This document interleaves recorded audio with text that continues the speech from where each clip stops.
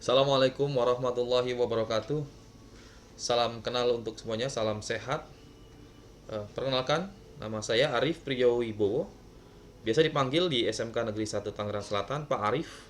Saya mengajar di kelas kalian untuk mata pelajaran fisika setahun ke depan.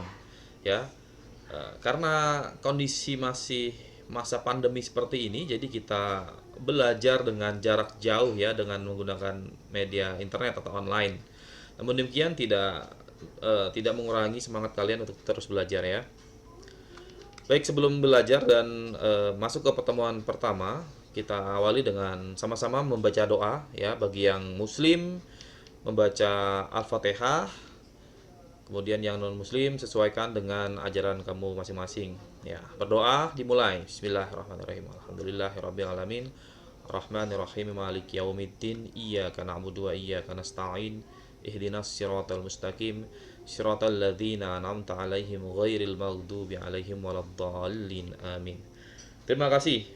Jadi sudah berdoa ya, dengan tujuan kita awali setiap pembelajaran ya, setiap mau belajar di mata pelajaran apapun, kita awali dengan berdoa. Tujuannya apa? Supaya kita mudah ya, kita dimudahkan oleh Tuhan kita, oleh Allah Subhanahu wa taala dalam menyerap ilmu yang akan disampaikan oleh guru ya. Baik, langsung saja kita ke pertemuan yang pertama ya. Pertemuan pertama yaitu sistem satuan dan besaran.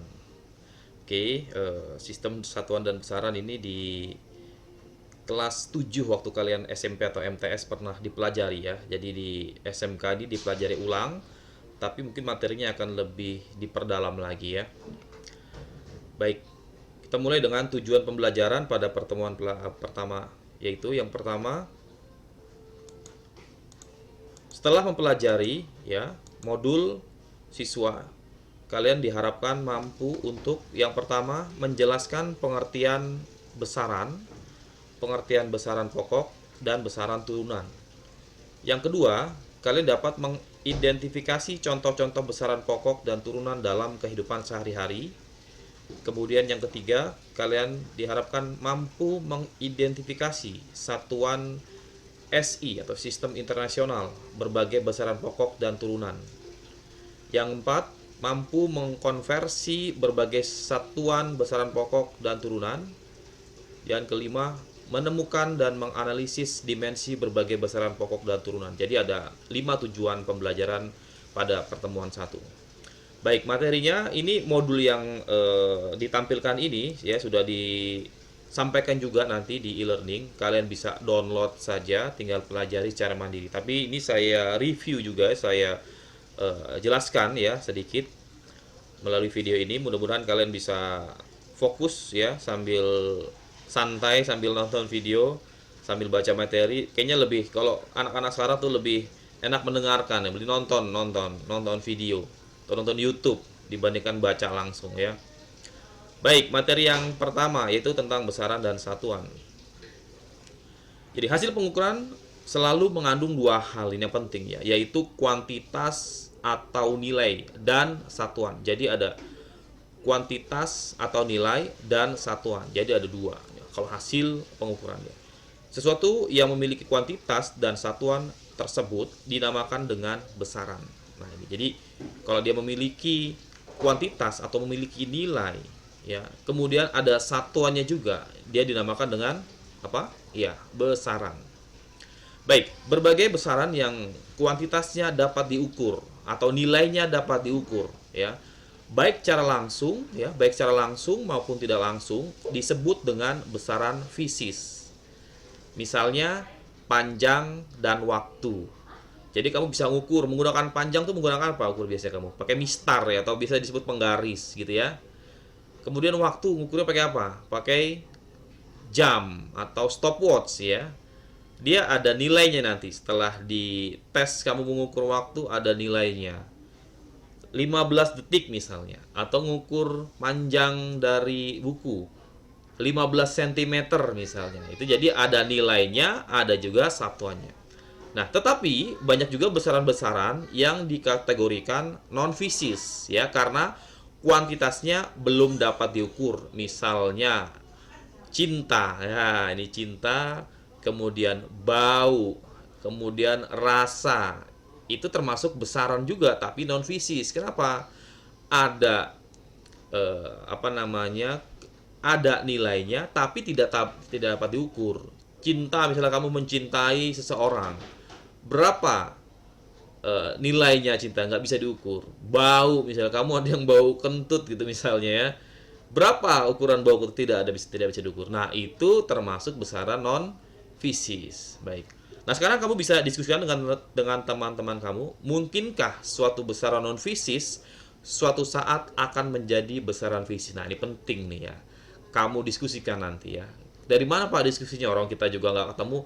Boleh di grup WA ya, ataupun nanti di diskusi. Jadi di PJJ atau di aplikasi PJJ SMK Negeri 1 Tangsel itu ada menu untuk tonton video yang seperti kamu tonton ini. Kemudian nanti ada juga modul yang akan kamu bisa download, bisa kamu baca.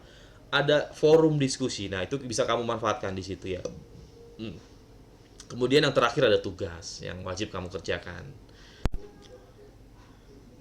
Baik, kita sekarang lanjut ke sistem satuan ya. Dalam kehidupan sehari-hari mungkin kamu menemui satuan-satuan yang berikut ini. Ya. Membeli air dalam galon, minyak dalam liter, dan diameter pipa dalam inci. Nah, satuan-satuan di atas merupakan beberapa contoh satuan dalam sistem Inggris atau British ya. Nah, satuan-satuan di atas masih ada beberapa satuan lagi dalam sistem Inggris, antara lain ada ounce, ada feet, ada yard, ada slug, ada pound. Nah, setelah abad ke-17, sekelompok ilmuwan menggunakan sistem ukuran yang mula-mula dikenal dengan nama sistem metrik ya. Pada tahun 1960, sistem metrik dipergunakan dan diresmikan sebagai sistem internasional atau SI. Penamaan ini berasal dari bahasa Prancis, Le Système International de Units. Susah ya bisanya. Begitulah bacanya. Nanti kamu baca, kamu cari itu informasi bagaimana cara ejaan bahasa Prancis gitu ya. Saya bisanya begitu. Oke. Oke, sistem metrik diusulkan menjadi SI karena satuan-satuan dalam sistem ini dihubungkan dengan bilangan pokok 10 sehingga lebih memudahkan penggunaannya. Nah, tabel di bawah ini, tabel 1 ya, menunjukkan awalan-awalan dalam sistem metrik yang dipergunakan untuk menyatakan nilai-nilai yang lebih besar atau yang lebih kecil dari satuan dasar. Oke, nah ini misal contoh ini ada faktor 10 pangkat 18 ya, disebutnya dengan eksa atau awalnya eksa, simbolnya E. Kemudian 10 pangkat 15 peta, P, dan seterusnya. Ini yang sering umum nih, 10 pangkat 3 kilo ya, simbolnya K. Atau juga desi ya, 10 pangkat min 1 desi, senti 10 pangkat min 2, dan seterusnya. Ada mikro, nano, dan ini kamu hafalkan ya. Awal-awal sistem metrik yang digunakan dalam SI ini kamu hafalkan semua. Oke, berikutnya kita masuk ke besaran pokok dan besaran turunan. Oke. Besaran fisis dibedakan menjadi dua, ya, ini besaran pokok dan besaran turunan. Besaran pokok adalah besaran yang satuannya didefinisikan sendiri berdasarkan hasil konferensi internasional mengenai berat dan ukuran.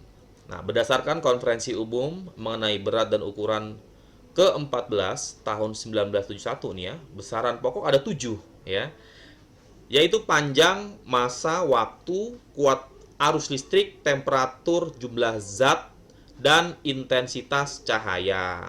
Nah, ini ada tabel 2 ya. Tabel 2 ini, tabel di bawah ini menunjukkan 7 besaran pokok beserta dengan satuan dasarnya dalam SI. Oke, ini juga wajib kamu hafal ini. Kamu hafal ini ya, nanti ini sebagai dasar di pelajaran fisika.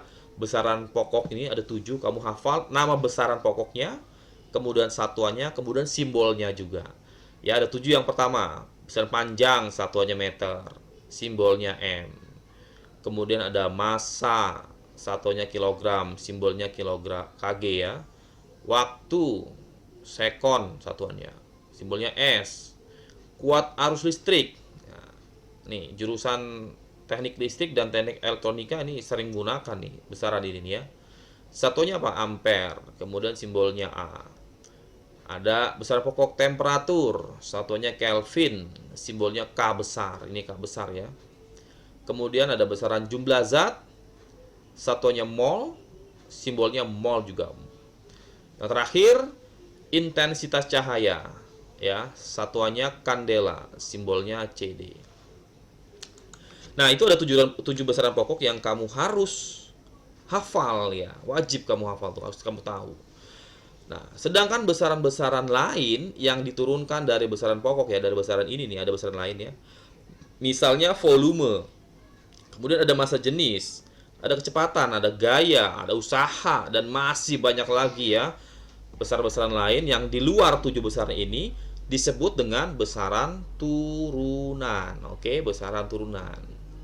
Nah, pada bagian selanjutnya ya, pada bagian berikutnya nanti kalian akan melakukan kegiatan dan diskusi tentang 3 besaran pokok, yaitu panjang, massa, waktu, dan besaran turunan yaitu volume. Ya, nanti kalau sempat kita akan diskusi ya mengenai materi. Tapi kalau nggak sempat ya kita lewatkan saja karena memang sulit kita biasa berdiskusi langsung, kemudian diskusi melalui forum diskusi dari PJJ akan sulit. Tapi nggak apa-apa, nanti kalau ada kesempatan kita mulai saja ya tentang ini.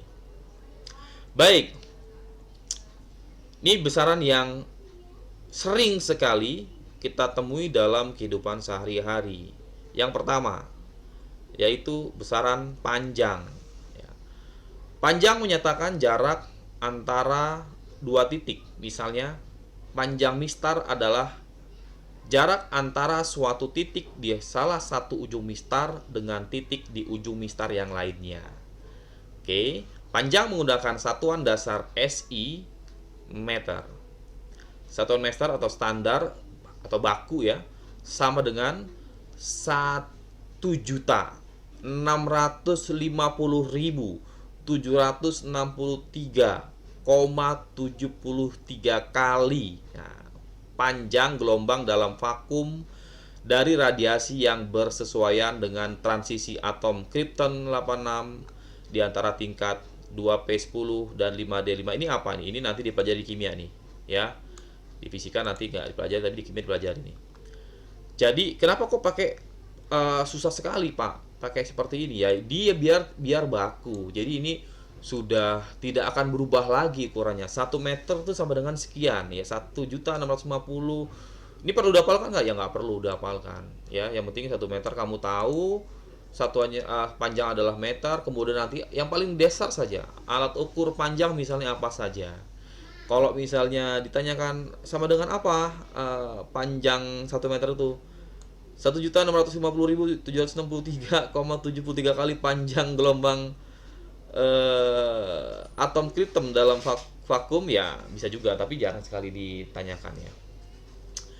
Baik, nah untuk keperluan sehari-hari ya telah dibuat alat-alat pengukur panjang seperti terlihat pada gambar di bawahnya. Ini ada yang pertama gambar mistar atau penggaris nih kalau kamu bahasa umumnya ya, penggarisan atau garisan lah waktu kamu SD biasanya sebut ya. Kemudian ada juga nih alat ukur jangka sorong. Ini dua-duanya ini untuk mengukur panjang. Ada lagi mikrometer skrup ya, tidak ada saya tidak saya tampilkan di sini gambarnya. Kamu bisa cari nanti di internet.